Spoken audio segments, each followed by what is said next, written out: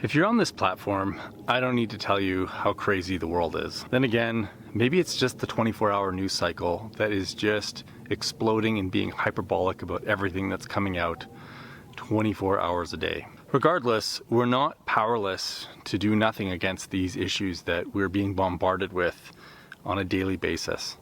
And in fact, the very things that we can do to protect ourselves are the things that we need to do in order to regenerate planet Earth. I know that might sound a little contradictory, but let me explain. Growing food is not rocket science. And in fact, when we start to build a garden like the one that I'm standing in front of right now, usually it means taking a lawn out of service, which means less pesticides, less herbicides, less fertilizer, and a properly designed garden actually creates space for biodiversity. In addition to that, it generates nutrient-dense food, which is good for our body. It's an inflation buster, and we all see the price of food going through the roof these days. And it gets us outside, which gives us that really important kick of vitamin D. Solar is now the cheapest energy on planet Earth, and it allows us to have autonomous energy microgrids on our property, which are completely indifferent to the state of the grid.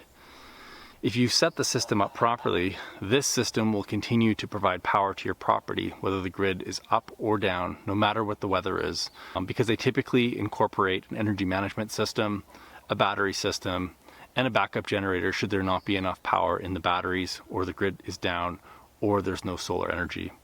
As our power grids become less reliable and more demand gets placed on them through data centers and other electrification of pretty much everything, these are the types of systems that we're going to see deployed around the world.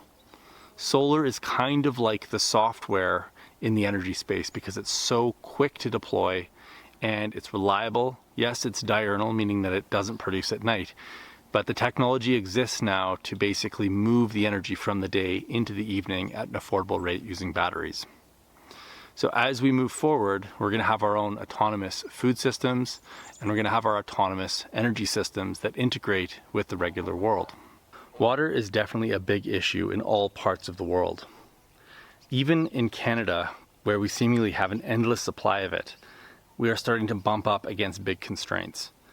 And the problem is not the supply of water, but it's how we're treating it, how we're using it. And so the house behind me is my house, and last year we just put a new roof on there, which is a standing seam roof, which will allow us to collect the cleanest drinking water on Earth, which is rainwater. Rainwater is inexpensive to collect, it's easy, and it's easy to integrate it into the way that our house systems work.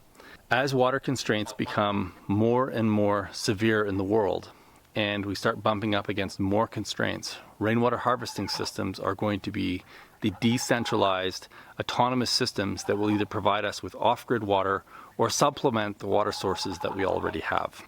One of the most exciting things about living in today's world is that the technology and knowledge to create our own autonomous food, energy, and water systems exists, and it's very accessible.